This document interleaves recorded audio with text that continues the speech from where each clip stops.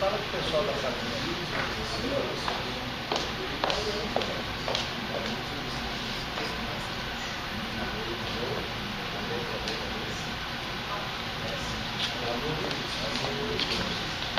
Alô? Alô?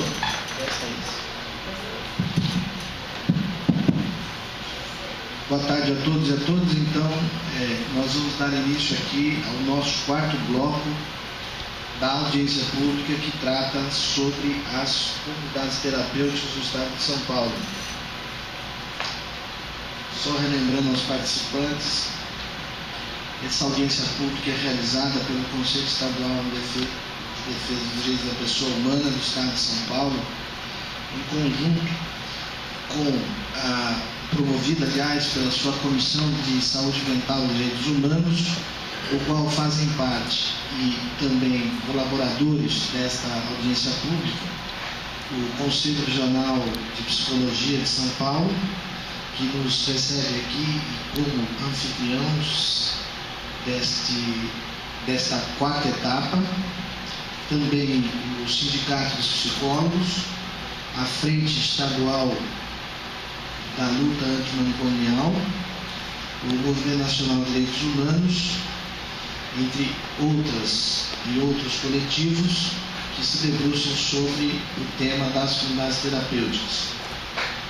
Nós iniciamos, o primeiro bloco tratou de recebermos denúncias de familiares e pessoas que passaram por comunidades terapêuticas, a leitura do relatório de fiscalização feito pelo próprio CONDEP, pelo Conselho Estadual, pelo relatório do Conselho Regional de Psicologia de São Paulo e também pelo relatório da Defensoria Pública do Estado de São Paulo. Esses três relatórios foram lidos, foram debatidos no primeiro dia, de onde foram extraídas alguns diagnósticos e também algumas recomendações para que o Conselho possa encaminhar às autoridades públicas estaduais. Também, essa primeira etapa foi realizada no dia 17 de dezembro de 2015. No dia 29 de janeiro foi realizado o segundo bloco da audiência pública, cujo tema que foi abordado foi o financiamento da saúde, e no qual o escopo era identificar quem financiava as comunidades terapêuticas, se eram recursos privados, se eram recursos públicos. Tivemos a presença, tanto no primeiro bloco como no segundo, de representantes do governo estadual, que se manifestaram acerca de seus programas e também de seus investimentos. No terceiro bloco, nós realizamos na semana passada, foi no dia 19, aqui mesmo, nesse auditório, do qual foi tratada a questão da justiça e do sistema de justiça e do comportamento de justiça em relação à questão das internações nas comunidades terapêuticas. E hoje estamos realizando o quarto e último bloco, do qual iremos tratar sobre as discussões que giram em torno da proposta de comunidade terapêutica, que são as ideias e práticas salvacionistas, com a precarização da força de trabalho e também a questão da laicidade ou das religiosidades, que são muitas vezes metodologias utilizadas nessas comunidades terapêuticas. O foco dessas audiências públicas, além de identificar possíveis violações individuais dos direitos de pessoas que passaram ou passam nessas comunidades terapêuticas, o motivo pelo qual os relatórios de fiscalização trouxeram uma série de indicadores que apontam nesse sentido, mas também de identificar se há violações no campo macro das políticas ou se as políticas do Estado elas estão devidamente adequadas em consonância com as diversas diretrizes quer seja da Constituição brasileira, quer seja da legislação pertinente, exclusivamente da Lei 10.216 e outras portarias do Ministério da Saúde, bem como identificar se a maneira como organizam esses empreendimentos, inclusive com apoio também no setor público, tanto do Ministério da Saúde, mas com muita força como o Estado de São Paulo, cujo objetivo final do Conselho é fazer esse diagnóstico depois, de uma maneira completa, juntando todos os blocos, apresentar às autoridades estaduais as recomendações do Conselho Estadual de Direitos Humanos e também expor esse relatório a outros conselhos a nível federal, seja o Conselho Nacional de Direitos Humanos, seja a Secretaria Nacional de Álcool e Drogas e seja o próprio Ministério da Saúde, no sentido de indicar como o debate feito no seio desses blocos, dessas audiências, como as entidades e o próprio Conselho Estadual de Direitos Humanos, ele se posiciona em relação a essas políticas que fragilizam, ao nosso ver, ou pelo menos nos 3 primeiros blocos isso foi possível detectar, o que fragiliza a política de saúde em detrimento do coletivo e diante da conjuntura do qual está apresentado. Foram convidados para estar aqui hoje todas as autoridades públicas do Estado, desde o Poder Executivo, que eu não sei se estão presentes, tem alguém presente, que representa o Poder Executivo Estadual, não chegaram ainda, o Ministério Público, a Defensoria Pública e também foram convidados pessoas especialistas, membros, militantes e técnicos da saúde mental, para que colaborem aqui hoje conosco em torno desse debate. Então nós vamos dar início. Nós teremos aqui uma primeira mesa de exposição, que vai ser, na verdade, um filme chamado Comunidades Terapêuticas, que foi feito e elaborado pelo Fórum Mineiro de Saúde Mental. Depois teremos um debate da FEPRACIT, que é uma instituição que fala sobre laboterapia e laicidade, vai abordar esse tema.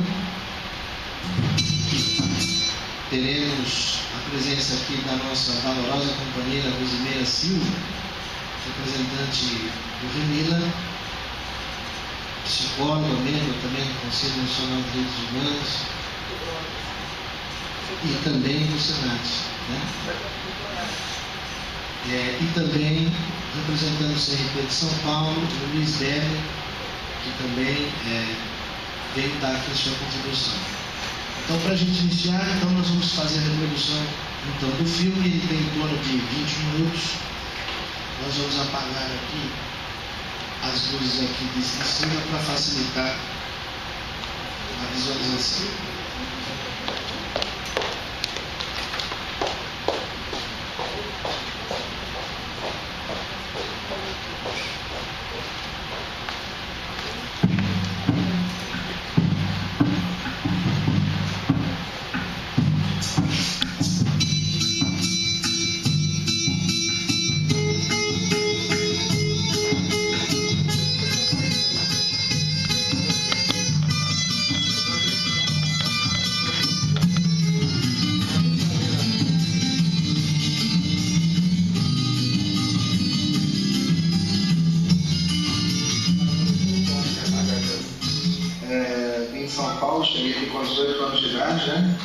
Já por causa da droga, que eu fui expulso de casa com 18 anos. Minha família já tinha problema comigo demais e estava em polícia em casa. E um certo dia, uma sexta-feira, meu irmão levou minhas roupas num bar para mim, porque a polícia já estava em casa e minha mãe achou melhor eu vir para Minas. Aí eu peguei e desci aqui na rodoviária, né?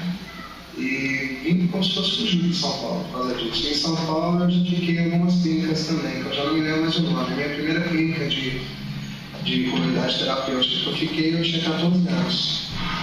Aí cheio de sonho, né? Eu tava lá, ia um jeito de ideias, cheio de sonhos. E realmente as pessoas que iam no espetáculo eram maioria.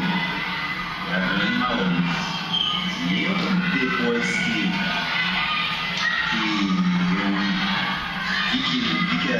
como eu falei pra você, pra mim é um lugar mais, estava sendo mais um lugar de descanso, mas eu consegui mexer mesmo com um grupo de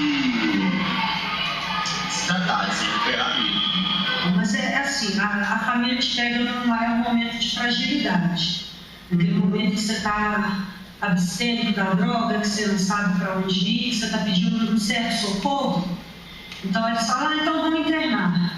Entendeu? Mas assim, a clínica que eu consegui ficar mais tempo foram 15 dias. Fiquei em Lavras, fiquei em Passos, fiquei no Evangélico, fiquei em Tamonte, Machado também.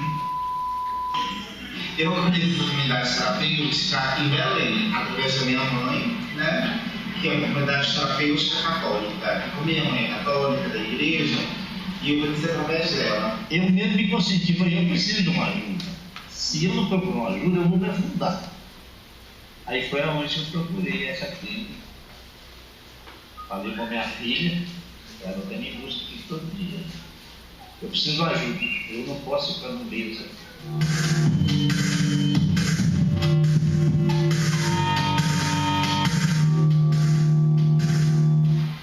Chegou a ter 5, 4 pessoas.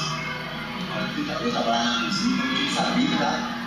Nem eu colocar conta porque eu fazia os pratos. Era abrir, aí o primeiro lugar não foi uma casa. Era uma casinha. Nada assim. E botaram cheio de cama, isso, assim, eu comecei a fechar. Então eu cheguei lá, no primeiro dia você não faz nada, e essas casas estão sempre ligadas a questões religiosas, tá? Ou elas são evangélicas, ou elas eram uma casa católica. Então você tem aquela obrigação de fazer oração, todas elas você tem a obrigação de dar chamada laboterapia, que eu acho que não resolve de nada, que é você capinar, podar, cozinhar, limpar o espaço. Se fosse você buscar lenha lá para passar pão lá, você tinha que ir buscar lenha, não foi de quartel, ir pro meio do mato, buscar pouco de lenha. As ferramentas que as comunidades terapêuticas, né, elas entregam hoje é a enxada, a pá, a força para você trabalhar mesmo. Eles entendem que você, trabalhando, você vai esquecer dos problemas que você já teve, esquecer lá de fora, da rua, né, coisa que não aconteceu nunca comigo, porque eu não entendo que é possível uma recuperação sem a liberdade. A gente fazia, trabalhava na época, bem na nova, então a gente trabalhava trabalhava um tanque para criar peixe. Tudo que for feito dentro da maioria dos operações é feito técnico. É muito difícil você ter funcionário. Agora, com essas leis, eles têm isso do governo, tem que ter funcionário, eu acho que acredito que agora ia mudando. Mas acho que eu só passei um que tinha um funcionário. E a punição é o seguinte, pelo menos as últimas que eu passei assim, a maioria delas, elas usam muito uma técnica de punição que é cavar um buraco de 3 metros de fundura por 3 metros de largura. E isso acontece muitas vezes quando você chega atrasado numa fila de almoço por causa de um pequeno tempo. Cada dia tem uma pessoa que vai lavar os pratos do almoço, da janta, e na punição a pessoa lava sozinha do prato. Então, minha mãe não veio na rua porque o cara todo pra lá, ficando aqui, mas a gente não parei de visitar, não veio. Ela foi bom, não pode não estar xingando os outros internos, mas eu não veio. Não, eu não podia ter feito isso aqui dentro. Mas ela é minha namorada, gente. Eu 2 anos namorando com ela. Não, mas não pode não, porque é de dos outros. E se você não decorasse os 10 mandamentos, por exemplo, até determinado dia, você não ia ter o direito de receber seus parentes como visita. Entendeu? Ou mandar carta ou receber cartas. A punição lá que eles dão lá é pagar. A ficha, o sinal é da visita. O salão está lotado de visitantes, né? Familiares visitar lá. Manda você fazer ficha lá para cansar você. Dentro do salão cheio de gente. Lá se você fazer alguma coisa de errado, você tinha que pegar uma ordem de disciplina de joelho lá. Se você ficasse uma hora de joelhos, amarrava a gente assim e jogava dentro do quartinho escuro, cheio de rato lá, e deixava amarrado até a hora que ele quiser desamarrar.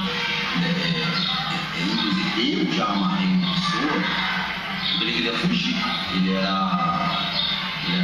alcoólatra, aí ele chegou, ele tinha chegado da família do trazido, e ele chegou, era mais ou menos umas 4, 5 horas, estava anoitecendo, aí ele deu uma de doido para fugir. Queria fugir, que ele não conseguiu convencer ele. Foi aí, ele já amarrou ele, amarrou o braço, as mãos e os pés, botou ele no quarto. Esse quarto não era para isso, esse quarto era dispensa. A gente só fez isso, amarrou ele, ele estava chapado, a gente tirava chapado, ele foi embora. A gente morava a coisa no meio do mato, e logo a coisa mais próxima era uma BR. Então a gente resolveu amarrar ele até naquele momento. No meu olhar, era uma forma de proteger ele. Criança no meio do mar. Depois ele caiu na BR, então. Aí a gente amarrou. No outro dia, quando eu acordei, trancou ele, trancamos ele lá. Ele gritando, tocava a porta. No outro dia de manhã, quando eu acordei, eu fui lá tirar ele, fui lá ver ele. Tá quieto demais, uma hora dessa, 8 horas da manhã. Quando eu abri a porta, a mão dele estava mas inchado mesmo, assim, a mão e o pé, a mão e o pé. Eu acho que ele deve ter amarrado forte demais, a mão estava muito inchada, muito. Nossa, você tem uma luz no bolso, assim. Nossa, eu fiz uma massagem e tal. Foi a única vez que eu me lembro que a gente pegou alguém à força, né, pra deixar lá. Tem muito difícil, mas na época eu achei que essa coisa é certa. Aí já dava de sossega-leão, amarrava na faixa, ali já está amarrado lá. Como que é de sossega-leão? Não, uma injeção que dá sono, né? Se tiver amarrado lá, você mija e carga na cama amarrado, que tu não precisa amarrar não. E você já passou por isso lá? Você passou por isso? Eu, quando foi um domingo de visita, eles deram bobeira com o portão, né? Eu fugi.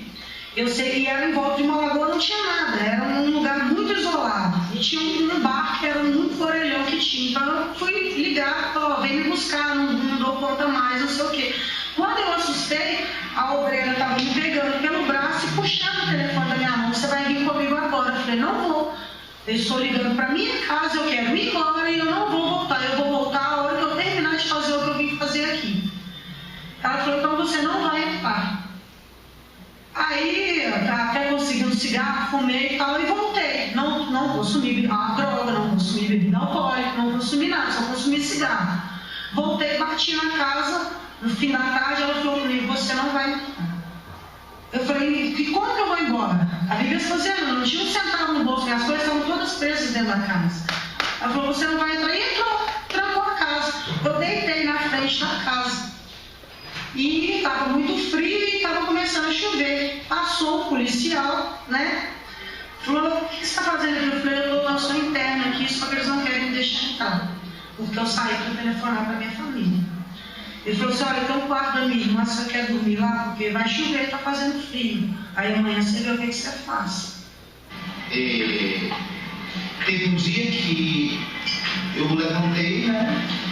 Todo mundo estava deitado e fui ao banheiro. Só que nisso tinha um rapaz na academia que estava em frente do banheiro.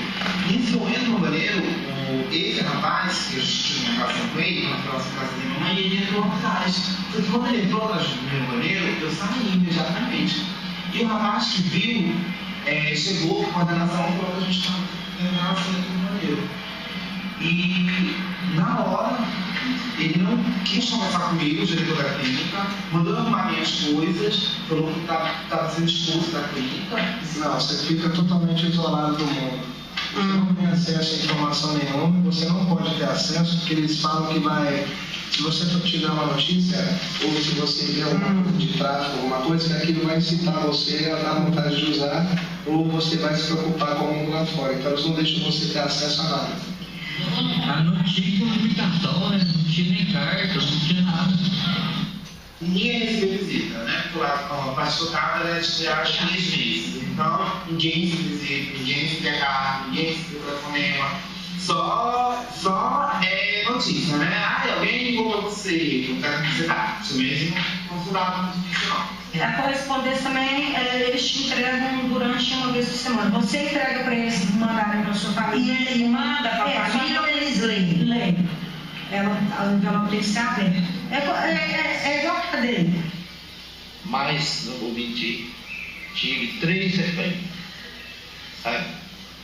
Lá é regime militar, porque não é ele, é da polícia, e a clínica é dele, não tem prefeitura, não tem estado nenhum, é dele. Olha, eu fiquei com isso, porque assim, eu sofri muito pela homofobia, né? E como que era isso? A maioria das pessoas que foram homofóbicos. Então, eu sofri muito com isso.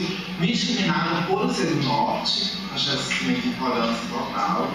Claro que no norte não era as pessoas ignorantes, entendeu? Então, fui muito discriminado. Tive que fazer vários exames, não todos, mas tive que fazer vários exames, inclusive de HIV. Inclusive tem uns que não aceitam pessoas com família HIV, não aceitam homossexual. Já vi um homossexual sendo espancado numa clínica, vai se mostrando. Ele à noite foi bulinar alguém, e o cara acordou fazendo umas papas, e aí juntou todo mundo, inclusive o pastor, amarrou o cara em árvore, rasgou a roupa do cara, raspou o bigode do cara, só a metade, passou batom na roupa do cara, passou uma tinta, passou uma tinta, bateu no cara e mandou o cara se sustentando, todo rasgado, e mandou o cara embora. Essa menina foi descoberta fumando, e eu fui chacado, ele passou. E ele falou comigo que ele iria pensar na minha situação, porque eu sabia e não delatei. Eu falei, mas eu estou aqui para minha recuperação, eu não estou aqui para vigiar o outro.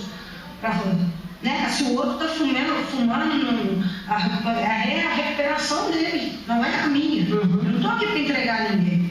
Então ele falou assim, eu vou pensar no que eu vou fazer a respeito do seu caso. Aí a obreira veio no final do dia, o pastor saiu, foi embora, não veio me dar explicação, deixou a boca na mão dela, falou, você vai ser punida com 1 mês sem carta e sem visita. Eu falei, mas é aniversário da minha mãe e da minha filha na mesma semana que elas vão vir me ver, eu estou com tudo preparado para receber elas aqui.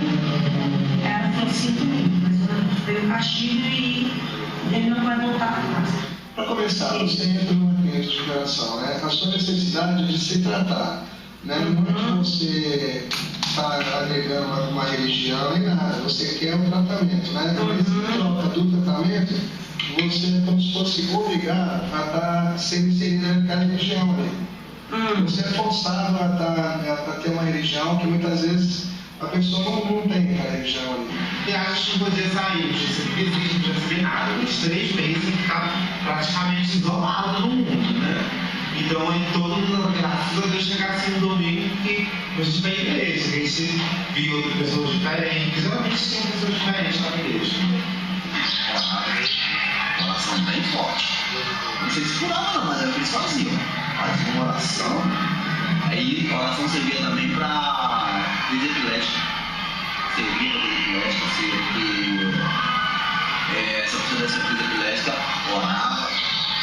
Servia para mordida de copo, orava, tudo. Lá, tudo era isso. Tomava remédio de ansiedade só. Ansiedade. E quem que dava essa medicação, Roberto? Os obreiros mesmo. Os obreiros. Tinha médico lá, tinha enfermeiro. Não, médico não tinha não. Não ia nenhum dia médico lá. Não tinha não. Só obreiro mesmo. Só obreiro mesmo e o dono de lá mesmo, que é o pastor que chama, né? Eu lembro de um amigo meu, ele era tinha alergia a picada de inseto, ele era negro, uma picada de inseto e estava meditando, estava ele, carreguei ele, vi lá, só pedindo, olha, o rapaz tá morrendo aqui, e ele pensou que ela foi muito bom, questão de minutos. Ele começou a inchar numa bola e ficar branco. Começou a ficar branco, assim, que negócio, tipo sendo um pozinho. Ah, não, vou morar por ele aqui. Ah, assim, eu quase barco nele. Não, vou morar por ele aqui. Eu digo, não, pera. Peguei ele, botei no homem, não, vamos levar, vamos. Pra pedir pelo amor de Deus, eu sabia que ele tinha história, sabe? E nós vamos morar. Então, qualquer coisa que você sentir, você tem uma dor de dente, tem uma dor de dente, um infarto, era oração. Não tinha outro remédio. E nessa clínica, rolou um fato meio estranho lá que não podia ter televisão lá dentro, não tinha nada, né? A gente comia muito mal nessa clínica. E eles falaram pra gente que nessa clínica ia ter leite da vaca, que ia vir um pão da Fã e Companhia pra gente. Só que era mentira, lá não tinha vaca, não tinha leite. Eu não tomei leite nenhum dia lá. E o pão era da Fã e Companhia mesmo, mas o pão vinha verde, porque era o pão que sobrava das padarias da Fã e Companhia. Chegava pra gente o pão todo verde, né? Todo mundo fala. Eu cheguei em um ponto da clínica, assim, não aguentava mais chegar lá dentro. Foi muita pressão, assim, de... Não aguentava lá, a gente saía, sabe, sem dinheiro, sem nada. Falei, gente, para sair daqui, não aguento mais ficar aqui. Não aguentava mais essa discriminação.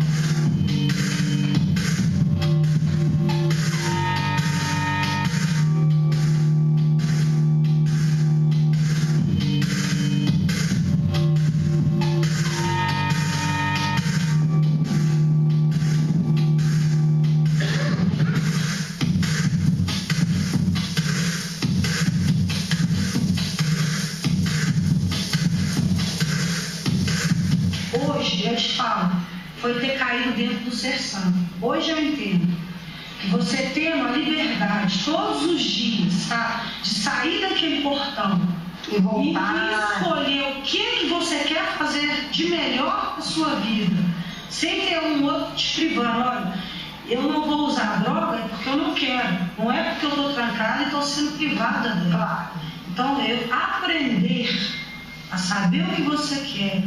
Você tem um acompanhamento, você tem um acompanhamento de um clínico, você tem um acompanhamento de um psicólogo. Quando eles não estão lá, você procura alguém, você vai ter sempre alguém para você conversar. Aqui no Sessão, eu achei que foi melhor, porque a partir do momento que eu entrei com o alto da cabeça, fui muito bem recebido, estou sendo bem tratado. Eles me valorizam, sim. Apesar que eu também estou valorizando eles 100%. E foi no Sessão que eu fiz o último tratamento, que hoje eu trabalho com redução de danos, porque eu aprendi a redução de danos no Sessão. Né? E no Sessão eu aprendi que eu era um sujeito, que eu era um cidadão, que eu tinha direitos e que eu fazia parte da sociedade. Enquanto nas comunidades terapêuticas eu era excluído da sociedade. Eu acho o diferencial do Sessão essa coisa do treinamento individual. Lá todo mundo, lá é uma caixinha. Você chega, você tem que se enquadrar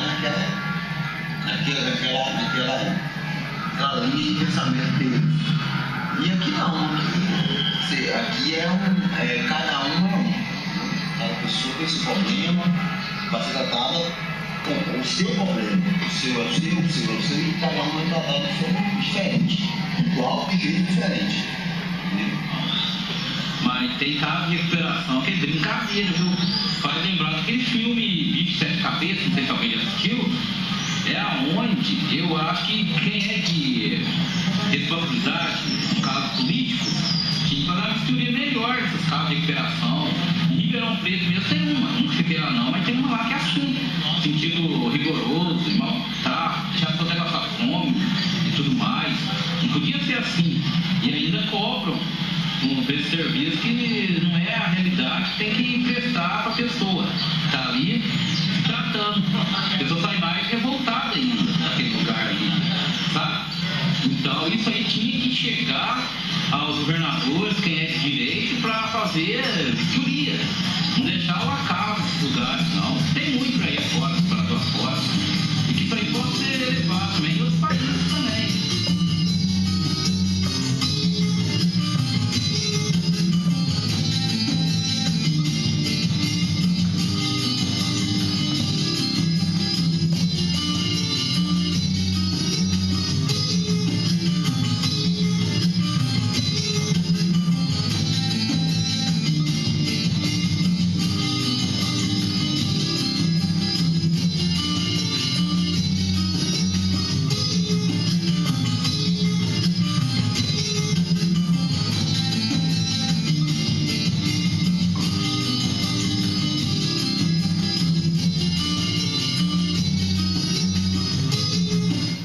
Bom, parabéns então para o Fórum Mineiro, né, que nos trouxe esse trabalho muito bom, né, acho que deu para que a gente pudesse entender sobre a ótica dos usuários, né, e toda a realidade das comunidades terapêuticas.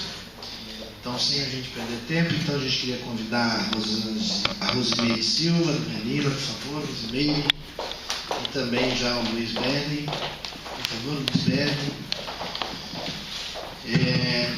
Antes que, quando eles vão se ajeitando, falar para vocês que o Conselho Estadual se encontra no processo eleitoral.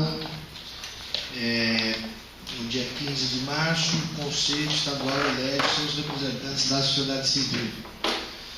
E amanhã é o último prazo para inscrição das entidades e dos candidatos, então aqueles que possuem entidades que cumpram um perfil legal.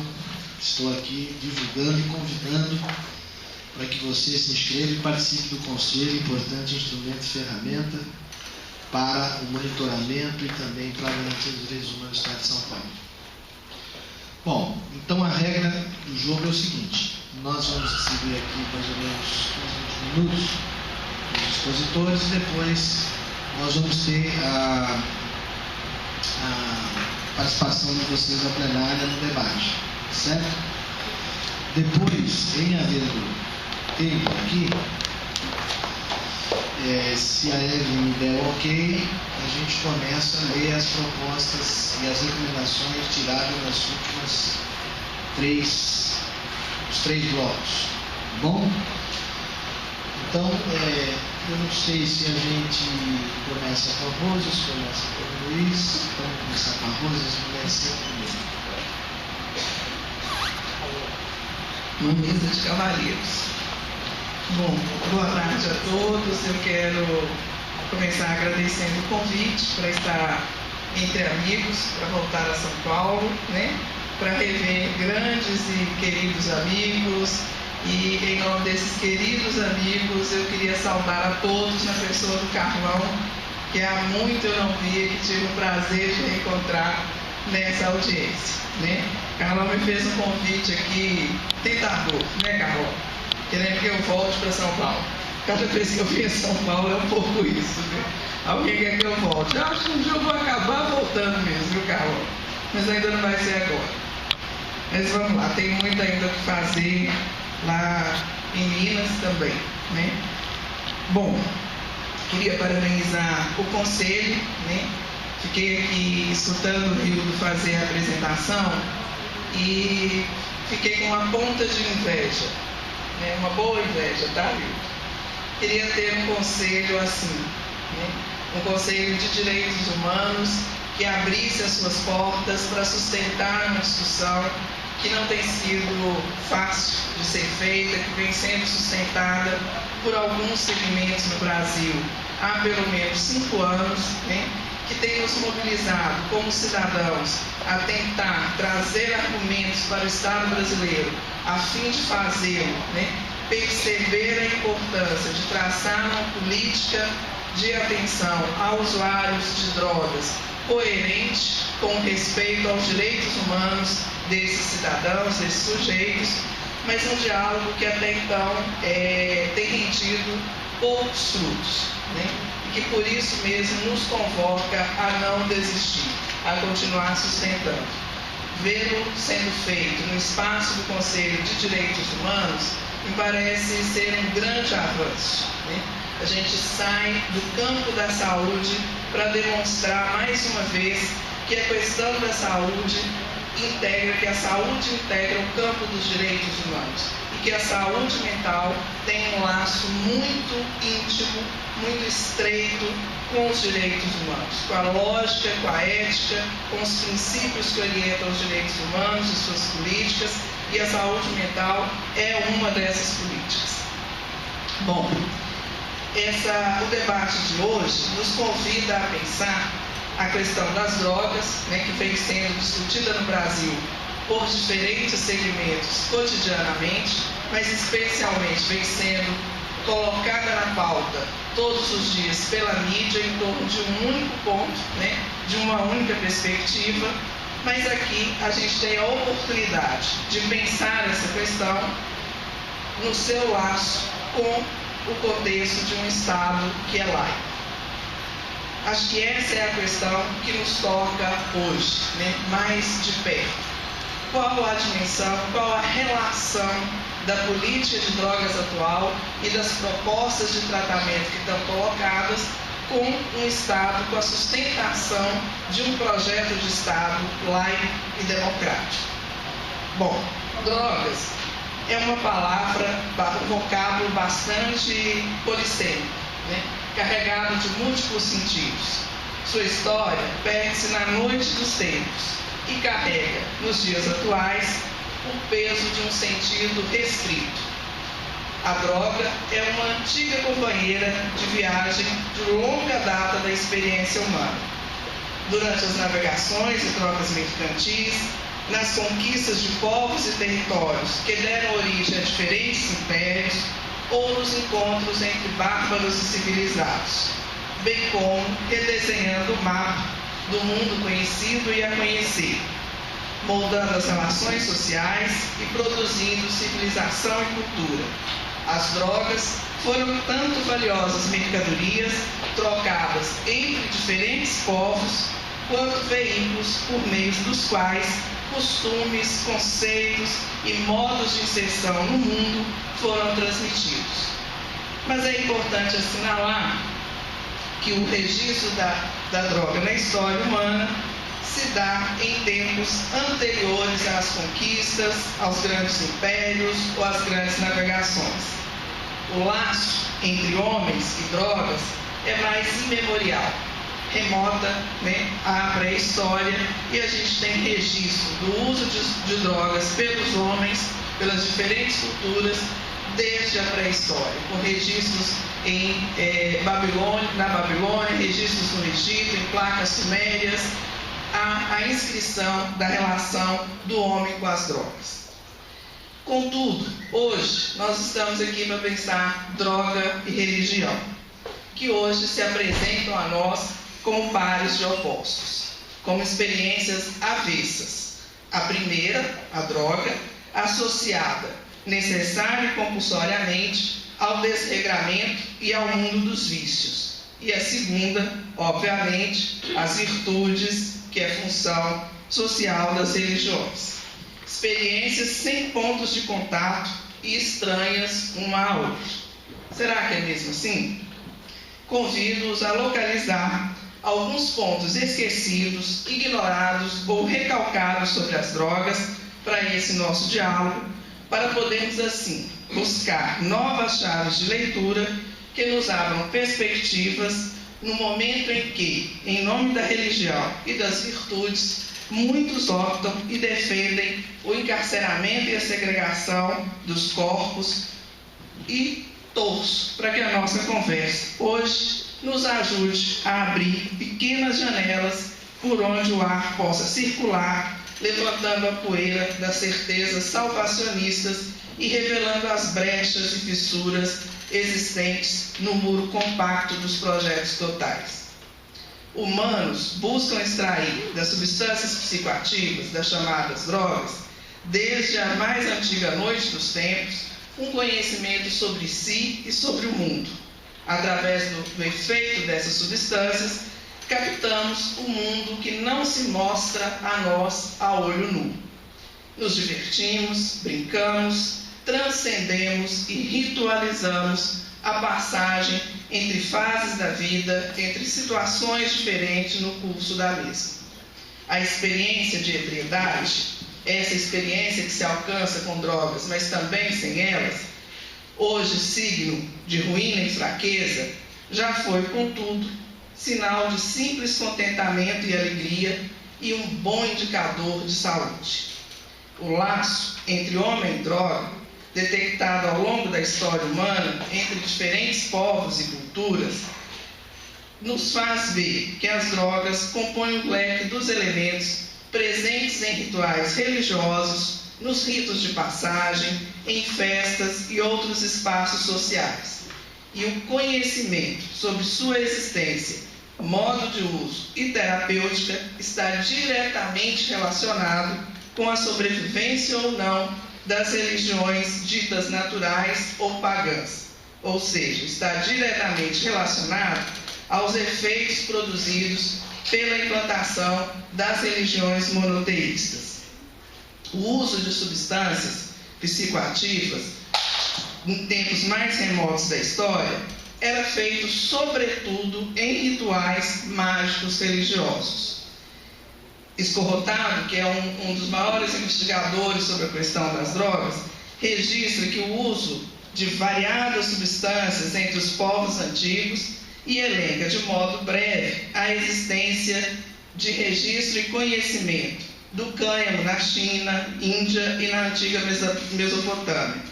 Na América, esse autor nos aponta a rica existência de fármacos de tipo visionário e de estimulantes, e indica que foi entre os xamãs da Sibéria que se registrou o uso mais antigo e sistemático de ópio em rituais religiosos. Ele ainda nos diz que o nível de conhecimento sobre a botânica psicoativa depende de um dado território terem sobrevivido ou não formas de religião natural ministradas por xamãs. Isso explica, segundo esse autor, o fato de, no Novo Mundo, onde aqui nos encontramos, se conhecer mais sobre substâncias psicoativas em virtude da tardia implantação das religiões monoteístas nessa região do planeta. A experiência da ebriedade, condenada posteriormente pelas religiões monoteístas, era para os povos antigos tanto uma experiência religiosa quanto uma experiência de prazer. A ebriedade religiosa divide-se entre ebriedade de possessão e ebriedade de viagem. A ebriedade de possessão, além de fazer uso de substâncias psicoativas como álcool, tabaco, a beladona, se utiliza também de música e de danças de tipo violento, danças fortes, onde há a perda da consciência crítica. E os arrebatamentos são tanto mais reparadores quanto menos se parecem com a lucidez e a memória. Já na ebriedade de viagem, não há perda de consciência e o uso de psicoativos, músicas e dança suscita, acima de tudo, uma excursão psíquica consciente, introspectiva, antes ou depois daquela experiência. A ebriedade de viagem tem sua origem na Ásia Central, de onde se expandiu para a América e Europa, e a de possessão na África, de onde passou ao Mediterrâneo e à América, tornando-se conhecida pelos nomes de vodú, candomblé ou mandinga. Budistas, brahmanes, hindus, romanos, muçulmanos e cristãos condenavam, cada um a seu modo, o uso de determinadas substâncias. Cerveja e vinho eram moralmente condenados por egípcios, islâmicos, romanos, hindus e budistas. Mas é preciso registrar a particular e decisiva influência do cristianismo na condenação moral a diferentes drogas e o processo de criminalização que empreendeu na Europa e América entre os séculos XIII e XVII, que ficou conhecido como Inquisição. A cruzada contra as bruxas mostrará que a perseguição pode multiplicar até ao infinito certo dano, real ou suposto. Numa Europa que rondava os 3 milhões de habitantes, os inquisidores católicos e protestantes conseguiram queimar vivas 500 mil pessoas entre o século XV e XVII e confiscar os bens de vários milhões mais. Em sua origem, contudo, o cristianismo utilizou-se do vinho de forma mais abundante e livre. A Eucaristia cristã, que até hoje conserva o uso do vinho em seu rito, assim como outros ritos pagãos, exigia longos jejuns seguidos do consumo de uma boa taça de vinho, prática que será posteriormente reservada apenas ao sacerdote. Deste modo, a fé cristã manterá, ao mesmo tempo em que altera, o núcleo das religiões anteriores, das religiões naturais ou pagãs, que é comer e beber do Deus, substituindo a experiência do transe provocado pelo consumo de substâncias psicoativas pela experiência da fé. Os cristãos, mesmo não conseguindo ver o corpo e o sangue de Jesus Cristo ali, passam a crer que aquela hóstia contém o corpo e o sangue. No Antigo Testamento, a experiência da ebriedade, a experiência de consumo de substâncias, não era condenada, sendo os relatos de embriaguez de Noé e Ló uma das passagens que confirmam tal disposição. Disposição que não fica restrita ao Antigo Testamento, pois é preciso lembrar que o primeiro milagre de Cristo foi exatamente a transformação da água em vinho. Noutras palavras, a condenação contemporânea e moderna dos cristãos ao consumo de álcool não decorre dos ensinamentos do Cristo, nem dos profetas que o antecederam. Escorrotado, mais uma vez, vai nos dizer que será o apóstolo Paulo o autor dessa reviravolta. É Paulo quem vai exortar os cristãos, as primeiras comunidades cristãs, com relação ao uso da bebida, e vai exortá-los na direção de que não é o prazer o que agrada a Deus, e sim a dor. É daí que a gente vai ver surgir a condenação do cristianismo à experiência de consumo de substâncias psicoativas, que terá no álcool o seu primeiro modelo. A Inquisição cristã e seu martelo das bruxas fará uma associação entre luxúria e droga. Luxúria é um dos 7 pecados capitais. As tomadas e beberragem das bruxas, afirmam os tratados e as atas inquisitoriais, dão acesso ao prazer sexual. O sabá deixa, então, de ser um ritual de fertilidade e celebração de boa colheita, passando a expressão de pura orgia, depravação e manifestação da ação do diabo. Durante 2 séculos, em nome da caça às bruxas e combate ao mal, a fé no Deus Uno e a negação do prazer justificaram o extermínio de 500 mil pessoas e o confisco de seus bens na Europa e nas Américas. Bom, os elos entre cristianismo e proibição vão retornar e ganhar força ao longo do século XIX, especialmente a partir do ano de 1830, com o surgimento nos Estados Unidos de um movimento religioso chamado o Movimento da Temperança, movimento que pregava a abstinência total do álcool. Sobre esse movimento, Henrique Carneiro nos diz que ele se apropria, na sua nomeação, de uma noção platônica de virtude, que é a temperança, dando-lhe um sentido oposto, um significado oposto, uma vez que ele não propõe uma justa medida, como faz, nos leva a compreender a ideia de temperança, mas a privação do consumo. O êxito desse movimento pode ser constatado no que se convencionou como um marco da proibição, do proibicionismo, que foi a promulgação, em 1919, da Lei Seca nos Estados Unidos. Uma lei que foi revogada em 1933, após haver produzido 100 mil mortes e mais de 40 mil lesões visuais e outras lesões físicas, além, obviamente, de haver criado as condições para fazer surgir Al Capone e os grandes chefes da máfia americana. A proibição ou não do vinho e de outras drogas inscreve-se na história religiosa e cultural como um divisor de águas entre uma atitude dionisíaca e xamânica de uso controlado das forças do êxtase fármaco químico e uma determinação sacerdotal em se apropriar ou abolir o direito social às plantas sagradas. Um dos princípios, como nós acabamos de ver no vídeo, que orienta o tratamento nas chamadas comunidades terapêuticas, um dos seus pilares passa pela religião.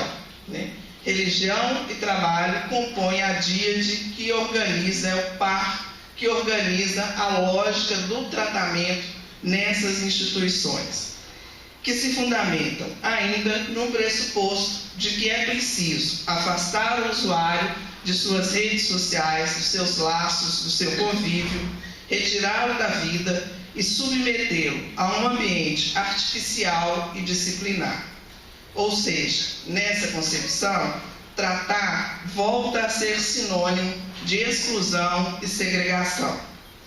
Tal orientação contradiz a ética proposta pela luta antimanicomial e assumida pela reforma psiquiátrica do cuidado em liberdade. Para a reforma psiquiátrica, tratar implica em buscar e fortalecer os laços dos sujeitos, ampliando e não restringindo os recursos e as redes de suporte de cada um. O afastamento do usuário de seu meio e do agente indutor de sua doença, a droga, o trabalho terapêutico e as orações reeditam o tratamento moral de Pinel e visam alcançar a abstinência e a normalização dos sujeitos, ou seja, sua adequação aos tipos aos tipos morais socialmente aceitos. É importante destacar que se tais princípios orientam o cotidiano do tratamento ofertado nessas instituições, enquanto discurso, esses princípios fazem laço com a política de guerra às drogas e reproduzem sua lógica binária. Noutros termos, a abstinência escreve-se do lado do bem, do não às drogas, e o consumo necessariamente do lado do mal e do sim às drogas. Está acabando o tempo? O discurso que orienta essa prática divide e organiza a percepção sobre as drogas em pares de opostos: adicto barra abstinente, normal barra patológico, dentro da lei, fora da lei, saúde, doença, bem e mal. A metodologia de tratamento ignora as diferenças materiais e simbólicas entre as substâncias. O que parece estar em questão é o fato de que, uma vez adicta, a pessoa que entra em contato com qualquer droga desenvolve uma compulsão que a leva inexoravelmente ao vício. A metodologia dos 12 passos, ao lado das orações e do trabalho, são os recursos que compõem o arsenal terapêutico dessas instituições. Dos 12, é o primeiro passo o mais importante, e no percurso do tratamento ofertado, retorna-se sempre a esse ponto, pois a entrada no tratamento, o primeiro passo, implica na admissão pelo usuário de seu fracasso. É preciso que cada sujeito reconheça e rememore a perda de controle sobre a própria vida e sua impotência frente às drogas. O sentido deste retorno, nos parece, visa evocar o que internamente chamam de intolerável limiar da dor, isto é, o ponto final da destruição, da dor física, moral, da dignidade e da ética que torna possível aceitar o programa. Só com a dor é possível aceitar que o controle da vida foi perdido e que há necessidade de ajuda. A partir dessa lembrança é que o tratamento teria isso, que as ideias de doença e de adição se concretizam e que se almeja a possibilidade de viver sem drogas. O CFP, Conselho Federal de Psicologia, no relatório da sua 4ª inspeção de direitos humanos, apontou essa contradição do tratamento ofertado, afirmando que o modo de tratar das comunidades terapêuticas visa forjar, como um efeito da cura da dependência,